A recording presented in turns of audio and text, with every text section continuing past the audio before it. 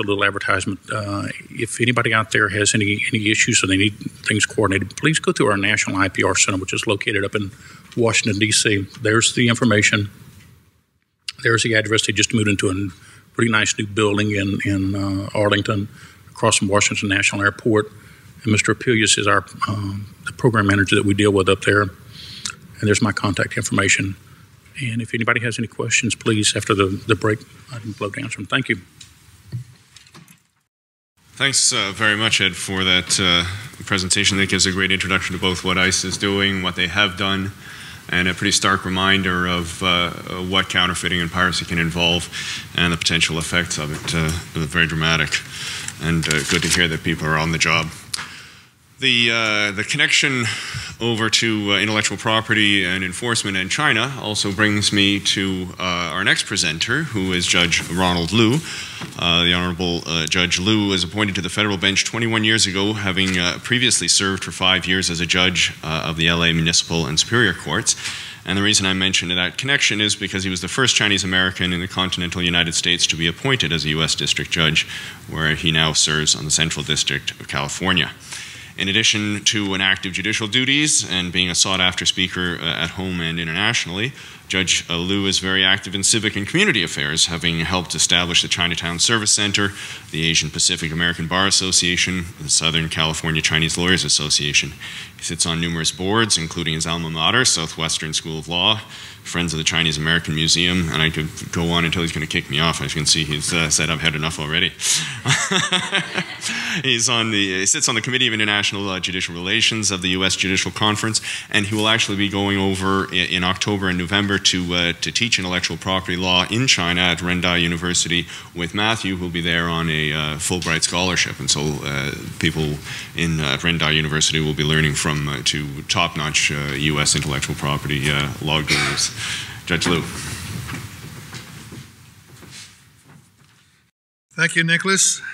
I am Judge Liu. The only thing in error about that introduction is that I am no longer just a U.S. District Court judge. I went senior 2 years ago. You can say senior U.S. District Court judge.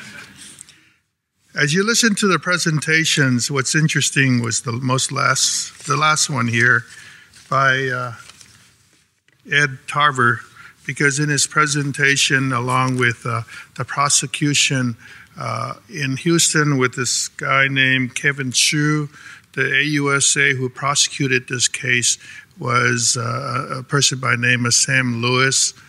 And after this prosecution, I've worn contacts all my life.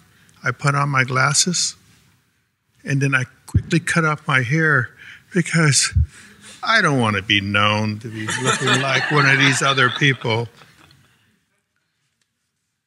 The topic of this discussion, counterfeiters and pirates, knocking them off the track. This is a very interesting topic, and a lot of the speakers start referring over to me as to the coverages of many of these topical areas. I can only say that we're already off track.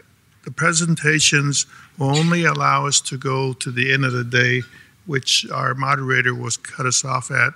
And I want to say that I would like to tell you a lot of things, but the time does not permit. I will limit my comments to some of the views from the bench that might be important in this topical area. I serve as a senior district court judge in the Central District of California in Los Angeles, California. And for the longest time, this is a district with the highest volume of IP cases in the United States.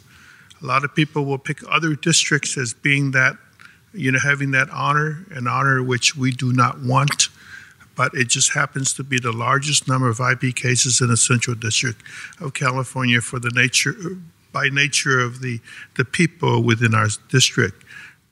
This claimed honor is now being taken over by the Eastern District of Texas, Judge Walker et al., the crew there. For some reason, you lawyers like to file your cases there, and somehow you